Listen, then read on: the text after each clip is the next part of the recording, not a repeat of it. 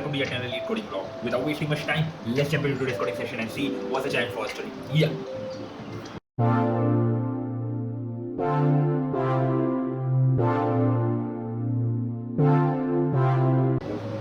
Hi guys, I am back from my coding session. और जो आज का क्वेश्चन था वो था मतलब इजी, काफ़ी इजी, क्योंकि काइंड ऑफ ऑलरेडी किए हुए पैराडिज्म से हैं। और जैसे कि मैं बोल रहा था, इस महीने खासकर लीड कोड के अंदर ट्रेंड दिख रहा है कि जिस तरह के क्वेश्चन आ रहे हैं लगातार सेम तरह के आ रहे हैं। पहले डीपी चला तो लगातार डीपी क्वेश्चन आए, पहले लिंक लिस्ट आया तो लगातार लिंक लिस्ट क्वेश्चन आए, अब स्टैक है तो लगातार स्टैक के क्वेश्चन आ रहे हैं। तो अभी भी वही हुआ, स्टैक का क्वेश्चन है ये। तो क्वेश्चन का नाम है minimum remove to make valid parenthesis, यानी कि minimum steps required to remove minimum parenthesis निकालने हैं आपको एक स्ट्रिंग में से। ओके, अच्छा नहीं हुआ, लेकिन मैं रिटेक नहीं लूँगा, इसमें ही समझा देता हूँ क्वेश्चन क्या है। देखो, क्वेश्चन ये है कि तुम्हें एक स्ट्रिंग दी जाएगी, स्ट्रिंग के अंदर बहुत सारी पैरेंथेसिस हैं। तुम्हें क्या करना है कि मिनिमम इनवैलिड पैरेंथेसिस को हटाना है उस स्ट्रिंग में से और मैक्सिमम स्ट्रिंग जनरेट करनी है, मैक्सिमम लेंथ। तो कहने का मतलब ये है कि हो सकता है कि जो पैरेंथेसिस हैं, जो ब्रैकेट्स हैं तुम्हारे, गलत पोजीशन या गलत तरीके से अरेंज हो तुम्हारी स्ट्रिंग के अंदर, और तुम्हें क्या करना है कि उनको रिमूव करना है और मिनिमम पैरेंथेसिस को तुम्हें स्ट्रिंग में से रिमूव करना है, जिसकी वजह से तुम्हारी जो स्ट्रिंग है वो मैक्सिमाइज हो और तुम्हें वो रिटर्न करना है अपने आंसर। तो ये क्वेश्चन है। तो एक एग्जांपल देख लेते हैं, जैसे ये वाला एग्जांपल ले लो। क्या है? ए, बी, सी एंड डी। तो अगर ध्यान से देखोगे, ए तो ठीक है, ये पैरेंथेसिस सबसे पहले क्लोज हो गया, ओपन तो हुआ ही नहीं कुछ, तो मतलब ये इनवैलिड है, इसको डिलीट कर सकते हैं। बी को रख सकते हैं, सी भी सही, सी के जो पैरेंथेसिस है वो दोनों सही है, क्योंकि ये ओपन हुआ और ये क्लोज हुआ, उसके बीच का जो भी पार्ट है वो सही है। सी तो कैरेक्टर हो गया, लास्ट में डी है तो डी बच गया। तो A B bracket open C bracket close D, तो वो रिटर्न होगा आंसर में, दैट इज फाइन। अगला टेस्ट केस देख लेते हैं, जैसे कि कुछ ये वाला। तो इसमें क्या है, दो पैरेंथेसिस ओपन क्लोज हो रहे हैं, पहले ओपन कुछ हुआ नहीं है, तो ये दोनों तो कभी जाएंगे नहीं। अब ये दोनों आंसर में कंसिडर हो सकते थे, दोनों ओपन हुए लेकिन कभी क्लोज नहीं हुए, तो ये भी इनवैलिड है। तो लास्ट में एम्प्टी स्ट्रिंग रिटर्न होगी, विच इज ऑल्सो फाइन। ठीक है, एक ये हो गया। अब ज़रूरी नहीं है कि आपके आंसर हमेशा एक ही हो, there can be a case multiple answers exist करें किसी टेस्ट केस के लिए। जैसे इस एग्जांपल को ले लो, LEET ब्रैकेट के अंदर है, ओके, सी भी ब्रैकेट के अंदर है, O एंड DE। तो इसके अंदर एक सॉल्यूशन। अब इसके अंदर प्रॉब्लम क्या है, आप क्लोज ब्रैकेट का जो स्कोप है वो देख सकते हो कि क्या कहते हैं, LEE तो फाइन है, ये ब्रैकेट ओपन हुआ, ये ब्रैकेट ओपन हुआ, विच इज़ फाइन, ये ब्रैकेट क्लोज हुआ, तो सी तो अपनी जगह पे सही है, LEE भी अपनी जगह पे सही है, और ओपन ब्रैकेट क्लोज ब्रैकेट ज़्यादा है, करेक्ट, तो आपको ओपन ब्रैकेट भी सही लगेगा, टी रहेगा। नाउ द थिंग इज, जब ओ आता है, ओ के बाद क्लोज ब्रैकेट है, या तो आप इस वाले क्लोज ब्रैकेट को कंसिडर करो, ठीक है, अगर करते हो तो फिर आप लास्ट वाले को कंसिडर नहीं करोगे, because this will be invalid, ये एक एक्स्ट्रा क्लोज ब्रैकेट आ रहा है। अदरवाइज आप क्या करो कि इस ओ के बाद जो क्लोज ब्रैकेट है उसको इग्नोर करके आप अपना answer LEE bracket open T bracket open C bracket close ODE last वाला, यानी कि ओ के बाद वाले को इग्नोर करने का कोशिश कर सकते हैं। That is one test case जिससे आपका आंसर वैलिड आ रहा है ना। तो there are multiple ways to solve multiple answers for this question. तो अब आप इसको सॉल्व कैसे करोगे वो बात है।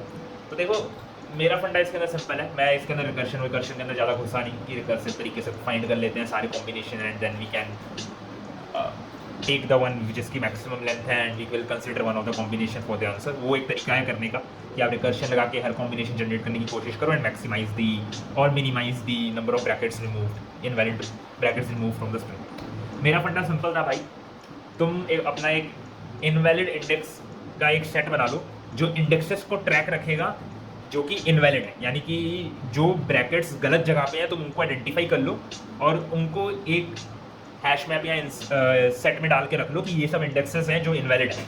तो जब आप अपने आंसर में जनरेट करोगे तो उन इंडेक्सेस को आप इग्नोर कर दो अपने आंसर्स में और बाकी सब इंडेक्सेस को कंसिडर कर लो। तो ये मेरा आइडिया था। देखो, फंडे की बात ये है, जो आपकी यहाँ पे अल्फ़ाबेट्स हैं वो गुमराह करने के लिए हैं, उनका कोई खेल नहीं है, आपको खाली ब्रैकेट्स के साथ खेलना है।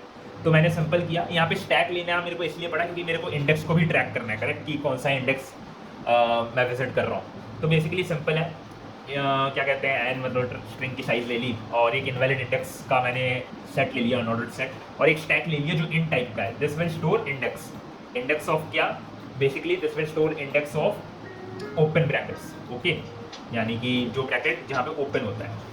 तो जैसे ही कोई स्ट्रिंग जिसके अंदर जैसे मेरे को ऐसा कुछ दिखता है कि कुछ ओपन आया है, तो मैं अपने उस इंडेक्स को, ओपन ब्रैकेट आया तो मैं उस इंडेक्स को स्टैक के अंदर पुश कर देता हूँ। जैसे मेरे को क्लोज मिलता है और मेरा स्टैक एम्प्टी नहीं है, अगर इसका मतलब ओपन के लिए मेरे को एक क्लोज कॉम्बिनेशन मिल गया विच इज़ वैलिड, तो मैं अपने स्टैक में से उस इंडेक्स को पॉप आउट कर देता हूँ, विच मेक्स सेंस एक्चुअली।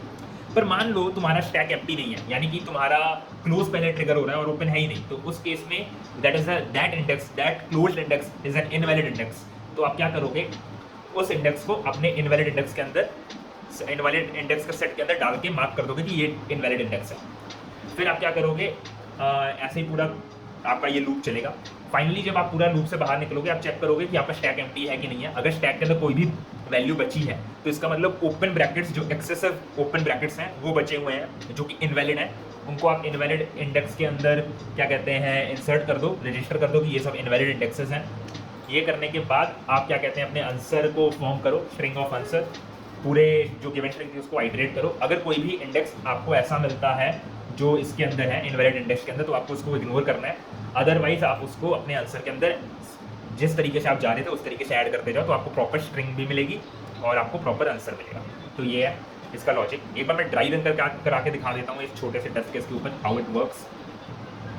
और हाँ ठीक है, A bracket close bracket, A close bracket B open bracket C close bracket D, और एक काम करते हैं, एक ओपन ब्रैकेट भी लास्ट में ले लेते हैं, ठीक है।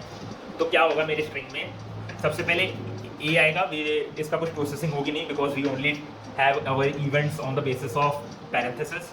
फिर क्लोज ब्रैकेट मिला, क्लोज ब्रैकेट आया तो मेरा स्टैक अभी देखो एम्प्टी है, ठीक है। तो क्लोज ब्रैकेट में स्टैक एम्प्टी मिला, तो उसने इनवैलिड इंडेक्स के अंदर डाल दिया। इनवैलिड के अंदर उसने क्या डाला होगा, ये गैस करो। उसने इनवैलिड के अंदर डाला होगा 0 1, उसने 1 इंडेक्स डाला होगा कि 1 इंडेक्स इनकरेक्ट है। बी आया, बी विल गेट इग्नोर्ड क्योंकि वो है नहीं, क्या कहते हैं, ओपन ब्रैकेट क्लोज ब्रैकेट। फिर हम लोग 3 पे आते हैं, which is an open bracket. जब ओपन ब्रैकेट आया मेरे स्टैक के अंदर चला गया, भाई 3 है, ठीक है।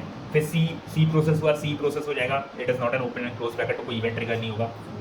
फिर जब 5 आएगा that is a close bracket. तो जैसे क्लोज ब्रैकेट आया उसने बोला क्या मेरा स्टैक एम्प्टी है, उसने बोला नहीं मेरा स्टैक एम्प्टी नहीं है, तो इट विल पॉप आउट। क्या पॉप होगा, 3 पॉप हो गया, तो इट मीन्स मेरा स्टैक दोबारा एम्प्टी हो गया, ओके।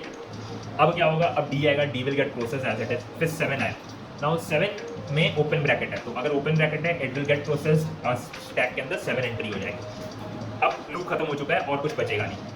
फिर हम लोग क्या कर रहे हैं, अपने स्टैक अगर खाली नहीं है तो सारे स्टैक के एलिमेंट्स को पॉप कर रहे हैं। तो हमारे स्टैक में 7 है, तो 7 पॉप होगा और इनवैलिड इंडेक्स के अंदर अपेंड हो जाएगा।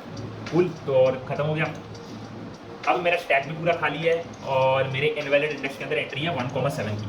अब जब मैं इस स्ट्रिंग को दोबारा लूप करूँगा तो मैं 1 और 7th इंडेक्स को इग्नोर करूँगा और बाकी सबको अपेंड कर दूंगा एज इट इज। तो क्या होगा, ए अपेंड होगा, 1 जो कि क्लोज ब्रैकेट है वो इग्नोर हो जाएगा, बी कंसिडर होगा, ओपन ब्रैकेट कंसिडर होगा क्योंकि वो है नहीं मेरे इनवैलिड के अंदर, सी भी कंसिडर होगा, क्लोज ब्रैकेट भी कंसिडर होगा और डी भी कंसिडर्ड होगा, और 7 which is again open bracket वो इग्नोर हो जाएगा। तो मेरा आंसर आएगा A B bracket open C bracket close D. तो ये मेरा आंसर आएगा।